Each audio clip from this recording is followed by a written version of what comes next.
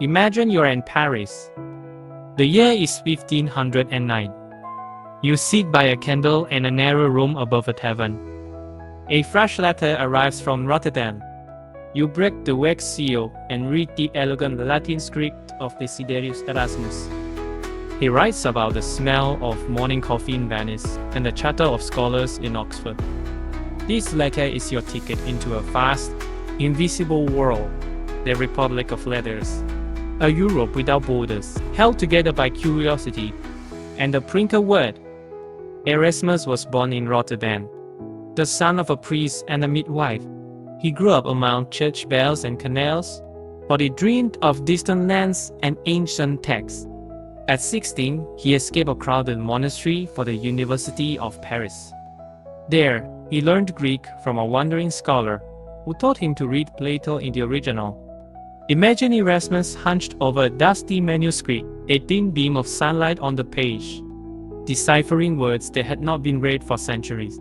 In that moment, he glimpsed how one language could connect minds across Europe.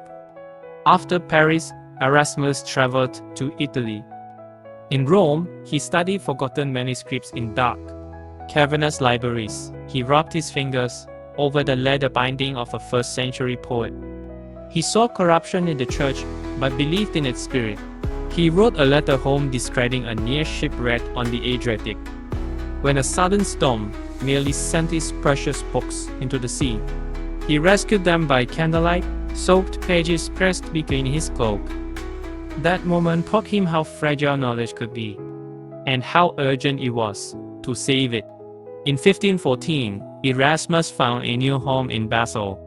There he met Johann Vauban, a printer who used Gutenberg's revolutionary press to create books faster than ever before. Together they produced Erasmus' masterpiece, The Praise of Folly. Picture a crowded tavern in Basel, where a scholar reads aloud the first chapters. Everyone laughs at Erasmus's witty attack on greed and superstition, yet are not in agreement. The book spreads across Europe. Within months, 300 editions appear in cities from Venice to Krakow. Princes, students, and merchants all hold the same slim volume in their hands. But Erasmus did not stop at satire. He turned his mind to the New Testament itself. He gathered Greek manuscripts, comparing words and meanings, determined to produce the most accurate version ever printed. Late one night, he wrote to a friend in England, "Tomorrow, I will reveal the true words of the gospel, stripped of centuries of error."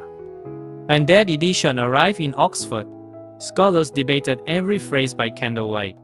This bold scholarship shook the foundations of religious authority and set minds free to question and explore. Through hundreds of letters, Erasmus wove a network that stretched from Cambridge to Salamanca, from Cologne to Venice. He called it the Republic of Letters, a community united by letters. He wrote to Thomas More in England, urging him to write about the ideal state. More replied with Utopia, a shining mirror to Erasmus's calls for reform. They exchanged drafts, commented on each other's pages, and celebrated the power of ideas to build a better world. Erasmus even reached beyond Europe. In 1524, he wrote this to an Ottoman philosopher in Constantinople, praising the ancient learning preserved in Islamic libraries. He argued that wisdom belonged to all humanity, not to one religion or people. His letter crossed Istanbul city gates, a fragile parchment carrying hope of friendship across cultures. Why does Erasmus matter to you? A European studies student 200 years later.